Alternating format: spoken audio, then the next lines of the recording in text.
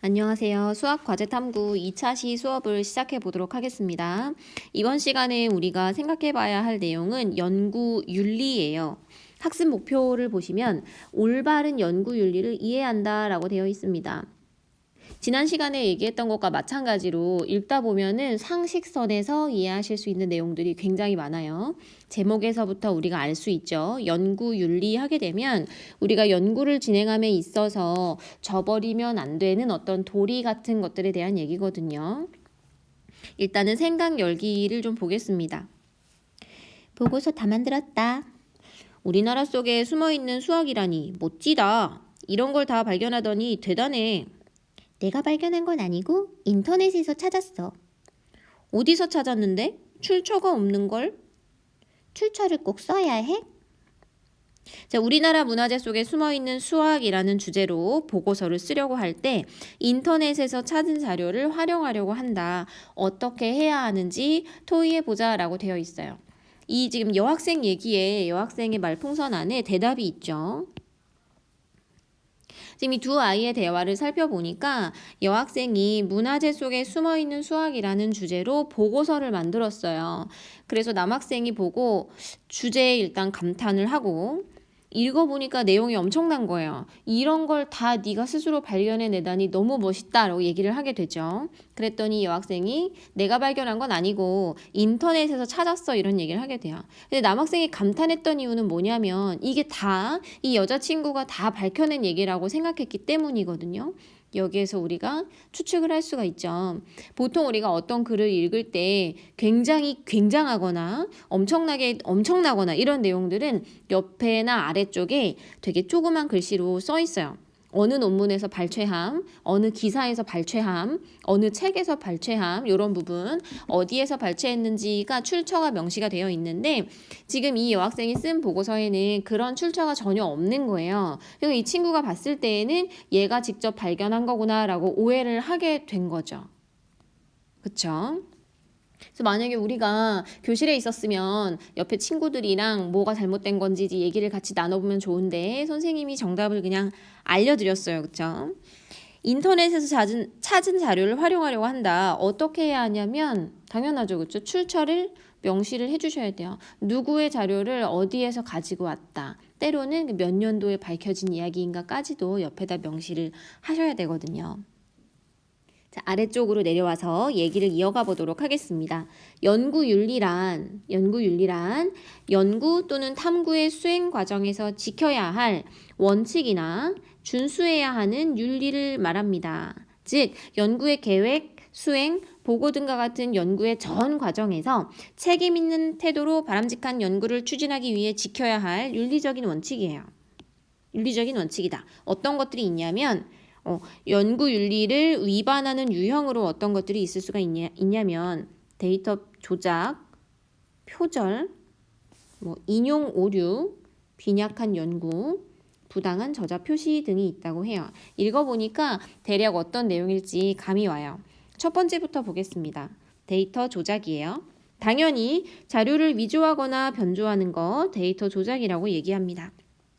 존재하지 않는 데이터를 인위적으로 만드는 것 또는 내가 원하는 결과를 얻어내기 위해서 나와 있는 결과를 조작하는 것 두 가지 정도가 될 수 있어요.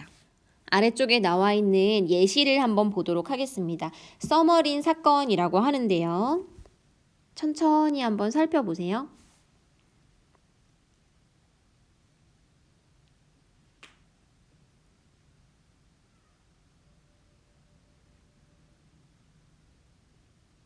네모 안에 들어있는 글을 읽어보니까 대략 이런 내용이죠.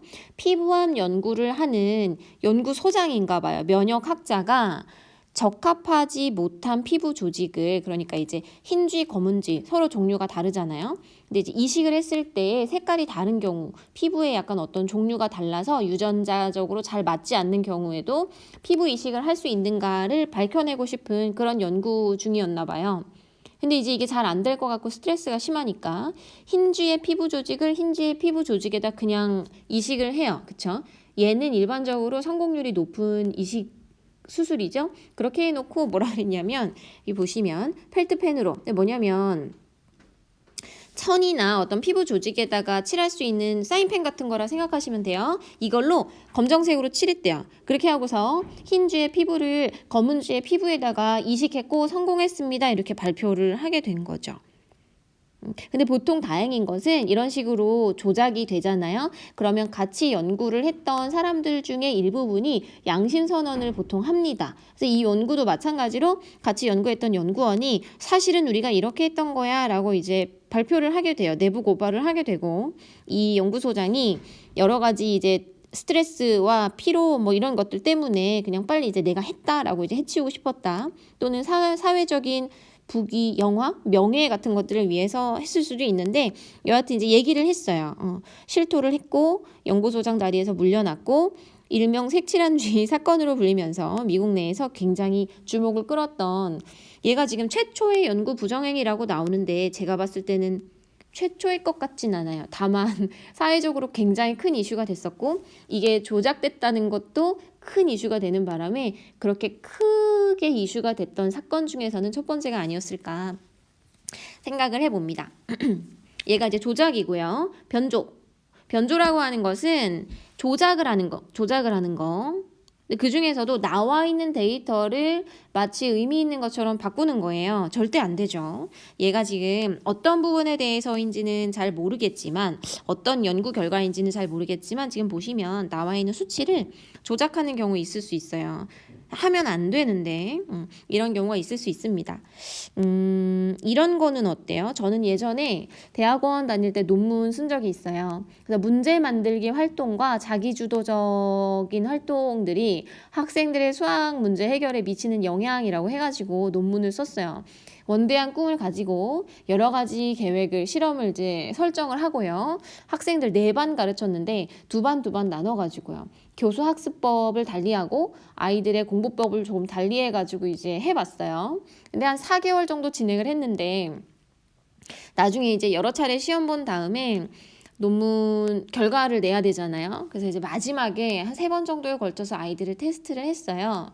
뭐 일반 정규 교과 시간에. 그런데 별로 의미가 없게 나온 거예요. 별로 의미가 없게 나왔어요. 평균이 거의 비슷했어요. 되게 우울하더라고요. 그래서 이 지금 선생님이 하고 싶은 얘기는, 저는 그냥 사실은 논문이 결과가 좋지 않게 나와도 상관없어요. 그냥 시도해본 것 자체에 큰 의의를 둘 수 있는 사람인데, 거기에 이제 생업을 걸고 있는 사람들이면 조작을 해서라도 좀 어떻게 유의미한 결과를 끌어내고 싶다라는 유혹을 받을 수밖에 없을 것 같다는 생각합니다. 연구윤리 지키는 게 상식적으로는 굉장히 당연한 얘기잖아요. 절대 하면 안 될 것 같은데, 실제로 그 일에 목숨을 걸고 있는 사람들은 그렇게 하고 싶은 유혹을 자주 느낄 수 있을 것 같아요. 저는 그렇게 했어요. 제 논문이 제가 6개월 동안 실행한 어떤 논문에 대한 이제 실행 결과가 좋지 않게 나왔다기보다는 의미가 없게 나왔지만, 이렇게 했어요. 제 논문이 만약에 6개월 정도 아이들을 데리고 이런저런 활동을 했더니 눈에 띌 만한 괄목할 만한 성장이 있다면, 그쵸? 말이 안 되거든요. 어떤 방법을 써서도 학생들의 성적을 굉장히 두 집단 간에 차이가 나게 만들 수는 없어요, 사실은. 그래서 그냥 저는 의미 있게 변화한 아이들 있잖아요. 절대 제가 조작을 하진 않았고요. 의미 있게 변화한 아이들, 이런 활동이 맞는 아이들이 있어요. 그런 활동들이 자기 스타일에 맞아가지고 선생님 성적은 그냥 그렇지만 저는 수학에 흥미가 좀 생겼어요 하는 아이들, 그 다음에 성적 자체도 좀 많이 올라간 아이들, 요런 아이들만 따로 이제 분류를 해가지고 전체 결과를 하나 내고, 그 아이들 일부에 대해서는 그래도 긍정적인 변화를 이끌어낼 수 있었다는 점에서 본 논문은 의의가 있다고 얘기할 수도 있다, 요렇게 이제 마무리를 지었던 적이 있습니다. 나중에 여러분들이 프로젝트 보고서를 하시거나 소논문을 쓰시거나 하게 되면은, 그래요. 처음에는 이렇게 하면 굉장한 결과가 나올 거야 라고 생각을 하고 이제 시작을 하죠, 누구나. 근데 생각보다 결과가 나오지 않더라도 상심하실 필요 없어요. 그냥 있는 그대로 받아들이시고 그 안에서 유의미한 결과만 내가 이제 가지고 가시면 됩니다. 이런 행위는 절대 있으면 안 되죠. 없는 것들을 있게 만들거나 나온 결과를 조작해가지고 뭔가 굉장한 발견을 한 것처럼 만드셔서는 안 된다는 것. 다음으로 넘어가 보겠습니다. 자, 두 번째는 표절입니다. 우리가 익숙하게 많이 들어서 알고 계세요. 그쵸? 표절이라고 하는 것은 이미 발표된 타인의 성과물 일부 또는 전체를 그쵸? 그대로 사용하거나 다른 형태로 변형하여 자신의 탐구 성과인 것처럼 활용하는 것을 뜻한다. 남의 것을 가져다가 내 걸로 치는 거예요. 절도나 다름없는 상황입니다. 그쵸? 의도적이든 비의도적이든 그쵸? 내가 알고 그랬건 모르고 그랬건 일반적인 지식이 아닌 그러니까 우리가 이미 알고 있는 거 있잖아요. 2, 3은 6 이런 거 말고 타인의 아이디어나 저작물을 적절한 출처 표시 없이 자신의 것처럼 부당하게 사용하는 학문적인 부정행위를 뜻한다. 다음 그림과 같이 출처 표시 없는 다른 사람의 글을 사용하거나 여러 가지 글을 짜집기 하거나 또는 타인의 아이디어를 마구 가져다 사용하는 것, 출처 표시 없이 데이터, 도표, 그림 등을 사용하는 것 모두 다 표절에 들어가요. 그러니까 예전에 우리가 학생들한테 선생님이 내주는 과제 같은 거 있잖아요. 조사해 와라 내지는 뭐 독서 감상문 써 와라 너의 생각을 적어 와라 했을 때 과제형으로 이제 집에서 할 수 있는 숙제 같은 거 하실 때 보통 어떻게 해요? 인터넷 창에다 그쵸? 선생님이 얘기한 주제를 몇 개 쳐요. 관련 검색어 들어가서 마음에 드는 문장을 몇 개 따오죠. 한글로 이렇게 텍스트, 원본 형식으로 이어붙이기, 텍스트로 이어붙이기 한 다음에 글씨체 이렇게 해가지고 그쵸? 내는 경우 종종 있어요. 우리가 알게 모르게 과제를 수행하면서도 표절을 해왔어요.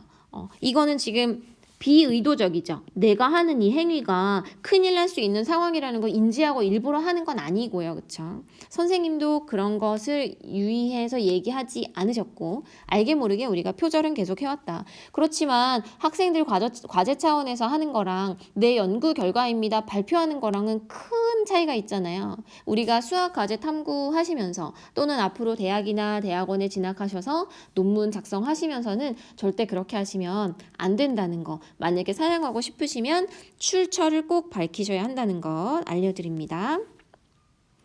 다음으로 넘어가 볼게요. 자, 다음 장에 보시면 얘가 법적인 기준은 아니지만 서울대에서 제시하는 표절의 기준, 서울대 표절 기준은 다음과 같다. 6개 단어 이상이 연쇄 일치하는 경우래요. 나는 오늘 아침 일어나서 밥을 먹고 6개의 단어가 배열이나 단어 선택이 일치하는 경우 표절로 친다고 해요. 두 번째, 도표, 그림, 데이터의 출처가 누락된 경우 표절이라고 친다고 합니다. 마지막 셋째로 연속적으로 2문장 이상을 인용 표시 없이 사용하는 것. 그러니까 남의 책을 가져다가 2문장 이상 길게 가져다가 쓰면서 출처를 표기하지 않는 경우에 표절이라고 얘기를 한다고 해요. 논문도 마찬가지고요. 저희 생활기록부 자기소개서 다 이제 비슷한 기준으로 표절 프로그램 돌리는 거 아시죠? 예, 비슷한 기준으로 간다는 거 알고 계시면 그쵸? 이제 아래쪽에 팁이 나와요. 팁이 나오는데 이거는 우리가 달달 외우실 필요는 없고요. 그냥 앞으로 우리가 논문 같은 거 한두 번 정도 구경하실 수 있잖아요. 그럴 때 이 기호를 이래서 썼구나. 진짜로 이런 식으로 쓰는구나. 그냥 확인만 하실 수 있으면 돼요. 제가 이거를 시험에 1번 큰 따옴표를 2번 브라켓을 이렇게 이제 내진 않겠지만 상식선에서 우리가 한번 읽어봅시다. 원전 뭐냐면 원서예요. 원서. 원래 이제 그 논문이든 뭐든 쓰는 사람이 사용했던 원서에서 영어로 된 원서가 아니고 원래 그 저서 있죠. 거기에서 직접 인용하는 경우나 특정인의 말 또는 표현을 그대로 인용하는 경우에는 반드시 큰 따옴표를 사용한다. 말을 가져다 따올 때는 큰 따옴표를 사용을 하신대요. 괜찮죠? 두 번째, 인용문의 길이를 줄이는 방법. 첫째는 생략한 부분으로 인해서 인용문의 의미가 바뀌지 않아야 돼요. 우리나라 말 끝까지 들어보셔야 되는 거 아시죠? 앞쪽에 약간 비꼬는 것 같다가 뒤쪽에 굉장히 훌륭하게 이제 결론을 내는 경우 있어요. 그런데 뒤에 다 버리고 앞에 한두 문장만 가져다 쓰시면 저자의 원래 생각 같은 것이 이제 훼손될 수 있잖아요. 그렇게 되면 안 된다는 거. 두 번째는 줄임표. 만약에 줄이려고 한다면 줄임표를 사용해서 뒤에 이제 생략한 부분이 있다. 내가 필요해서 요만큼만 썼고 뒤쪽에 생략된 내용, 다른 내용이 있다라는 것을 독자에게 정확하게 보여줘야 한대요. 세 번째, 가끔 그 의미를 독자에게 명확하게 전달하기 위해 필요한 곳에 한두 단어를 덧붙일 수 있다. 그쵸? 좀 더 쉽게, 좀 더 명확하게 하기 위해서 자신의 아이디어에서 나온 단어들을 덧붙일 때가 있어요. 그럴 때는 원 의미를 바꾸거나 왜곡해서는 당연히 안 되고 일반적으로 브라킷이라고 하는데 사용하셔가지고 그 단어를 표시를 해주시면 좋대요. 꼭 그렇게 하셔야 돼요. 네 번째, 상식적인 지식은 어디에서 가지고 왔다고 우리가 얘기할 필요가 없지만 상식적인 경우에 상식적인 지식이 아니고 저자의 원작자의 아이디어나 어떤 고민들이 녹아있는 문제일 경우에는 출처 표기를 분명히 한다. 상식이나 비상식에 구별할 기준이 모호할 경우에는 당연히 인용 포기를 분명히 해야 되겠죠. 다섯 번째, 자료 수집 노트가 정확하지 않아서, 그러니까 내가 뭐 여기저기서 따온 거를 막 정리하다 보니까 어디서 따왔는지 정확하게 모르겠는 경우 있어요. 비고의적으로 표절하게 될 수 있겠죠. 어디서 따왔는지 잘 몰라가지고 뭐라고 써야 될지 모를 때 인용문의 시작과 끝부분에다가 특수문자를 적어둠으로써 읽어보는 사람들이 아, 이거는 출처는 얘가 잘 모르지만 여하튼 얘 생각은 아니구나, 인용한 거구나 라는 생각을 할 수 있도록 표시를 해두셔야 된대요. 마지막 여섯 번째, 인터넷에서 가져온 자료들도 인용 표시를 해야 하므로 반드시 참고한 웹사이트 주소를 기록해 둔다. 어떻게 보면 당연한 얘기들이 돼요. 당연한 얘기인 가운데 그냥 이런 식으로 표기한다라는 거 이제 얘기해 준 건데 요거 잘 보셨다가 나중에 논문이나 자료들 보실 때 진짜 이렇게 하네? 느끼시면 되겠습니다. 자, 다음 부당한 저자 표시 및 인용. 제목만 들어서도 무슨 얘기인지 아시겠죠? 부당한 저자 표시는 연구에 전혀 참여하지 않았거나, 그쵸? 연구 결과 도출하는 과정에서 영향을 주지 않은 사람이 저자로 포함되어 있는 경우에 말이 안 돼요. 예전에는 이런 경우가 상당히 많았거든요. 대학원생들끼리 대학원에서 논문을 쓰는데 옆에 보니까 나도 저거 이제 한 달이 걸쳐 놓으면 나중에 취업할 때 도움이 될 것 같단 말이에요. 거기다 이름 올려놓는 경우 비일비재했어요. 요즘엔 절대 안 되죠. 그 옛날에도 안 됐었지만 이제 뭐 여러 가지 인터넷이나 발달하지 않았기 때문에 그냥 억울한 사람이 참고 넘어가는 경우도 있었는데 요즘엔 절대 안 되죠. 절대 안 되죠. 무조건 이거는 내부 고발 당해가지고 연구학자로서의 운명이 이제 끝나게 돼요. 인생이 끝나게 되는 그런 일이 벌어집니다. 절대 안 되죠. 탐구자는 자신의 아이디어를 바탕으로 자신의 탐구 과정에서 수집된 자료들에 기초하여 자신의 아이디어를 바탕으로 자신이 탐구한 자료들에 기초하여 스스로 작성한 문장으로 탐구 과정을 서술하고 결과를 표현해야 된대요. 그러니까 다 자기 자신이 스스로 해야 한다.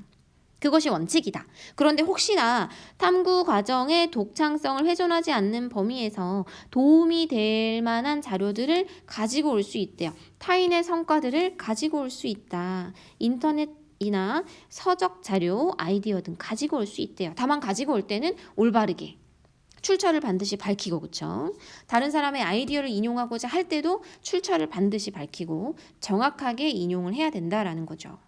또한 연구 자료를 수집할 때 선입견이나 편견 없이 객관적으로 자료를 수집해야 돼요.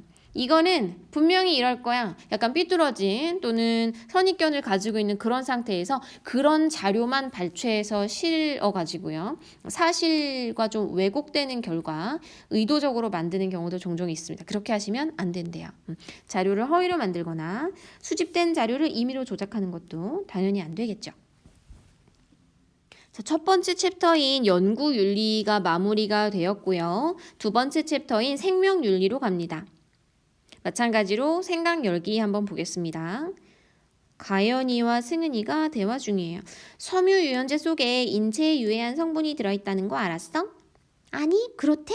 주방세제에 있는 약품이 섬유유연제에도 들어있나? 섬유유연제와 주방세제 중에 어떤 제품이 더 인체에 좋지 않을까? 둘이 비슷할까? 실험을 해보면 어떨까?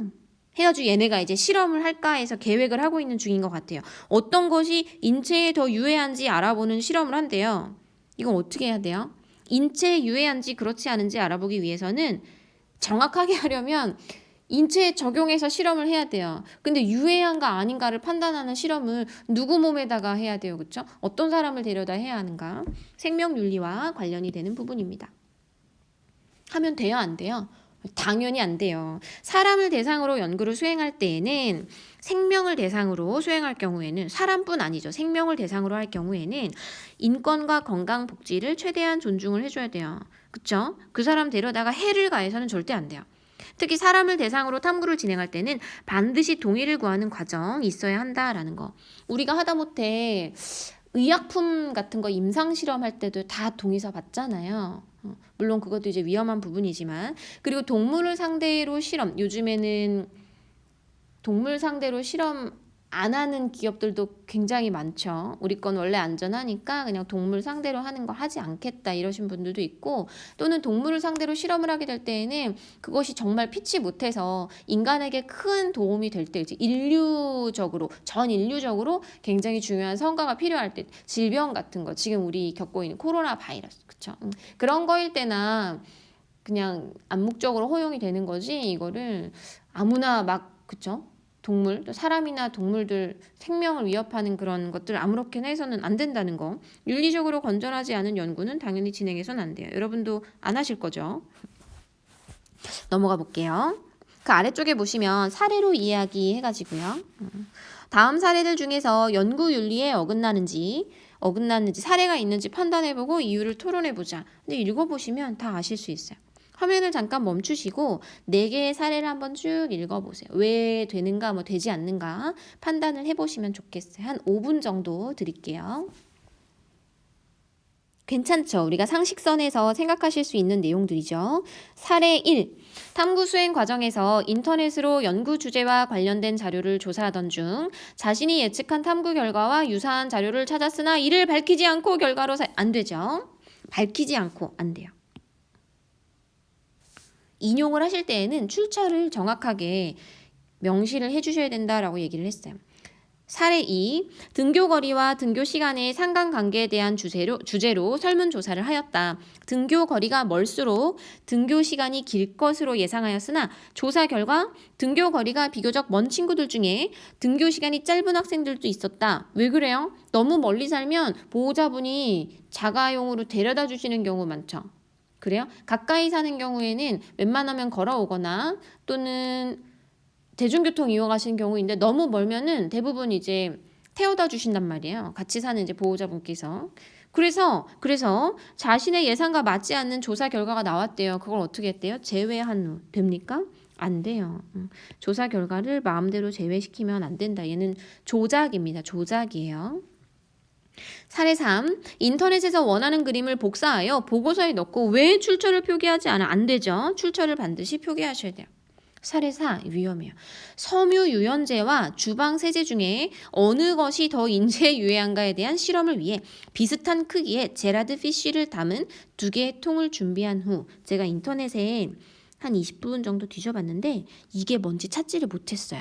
제라드 피쉬라고 치니까 축구 선수인지 그 사람 사진이 잔뜩 나오고요. 그 다음에 어떤 사람이 태국으로 여행 가가지고 바닷속을 스노클링 하면서 제라드 뭐 어쩌고 써놓은 걸 또 발견해가지고 봤더니 외국인 가이드 이름이 제라드 피쉬가 뭔지를 찾지 못했는데 여하튼 피쉬라는 거를 보니까 물고기겠죠? 열대어나 관상용 물고기 정도 될 것 같아요.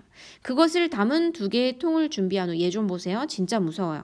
섬유 유연제와 주방 세제를 넣어서 확인하는 실험을 했다. 된다 안 된다? 안 돼요. 이런 거 물고기 넣고 거기다 주방 세제 넣고 얘가 피부가 얼마나 뜯겨져 나가는지 얼마 만에 죽는지 이런 것은 안 된다는 거예요. 연구 윤리에 위배되죠. 특히 생명 윤리에 위배되는 내용입니다. 4개의 사례를 보시면 아시겠지만 우리가 충분히 읽고서 이거 된다 안 된다 상식선에서 파악하실 수 있어요. 자, 이번 시간에 지금 했던 내용들 다시 살펴보시면 남의 결과물 함부로 베끼거나 막 가져다가 쓰시면 안 되고, 내가 한 연구를 막 조작하거나 없던 일을 있는 것처럼 꾸며서 쓰시면 안 되고, 그리고 생명이 관련된 부분에 대해서는 보다 신중하게 접근을 해야 된다라는 거, 이렇게 요약을 드릴 수가 있겠어요. 예, 다음 페이지에 넘어가가지고 스스로 하기 한번 읽어보시면요. 길게 이제 한 페이지에 글이 쭉 나와 있고요. 마지막에 이 사건을 살펴보고 연구 윤리에 어긋나는 경우에 대해 토의를 해보자 이렇게 나와 있어요. 우리가 특별히 지금 주목해야 되는 부분은 잠깐 밑으로 내려가 볼게요. 이렇게 내릴 때 눈이 좀 아프실 것 같아서 걱정돼요. 자, 밑으로 내려가서 이제 확인해 보시면 일단은 여기 눈에 띄는 원문 보기 이렇게 나와요. 얘 이제 무언가를 인용했기 때문에 어디에서 가지고 온 글인지를 표시를 해 두었어요. 그쵸? 반드시 표시를 하는 게 좋다. 별거 아닌 것 같은 내용일지라도 표시를 해 주시는 게 좋습니다. 위로 다시 올라가 보도록 할게요. 이 교수님이 이제 여러분들 부모님이나 이모, 삼촌, 주변에 계시는 어른들이면 이 사건 다 알고 있어요. 여러분이 태어나기 훨씬 전의 일이기 때문에 만약에 좀 궁금하시면은 저녁 먹으면서 같이 사는 어른들이랑 얘기 좀 나눠보셔도 괜찮을 것 같은데요. 이 교수님이 굉장히 유명해요. 서울대에 계신 박사님이었어요. 이게 지금 원문을 선생님이 읽은 지가 좀 돼서 정확하게 기억이 안 나는데 이게 다 나와 있는 건지 1999년 2월에 젖소를 복제해요.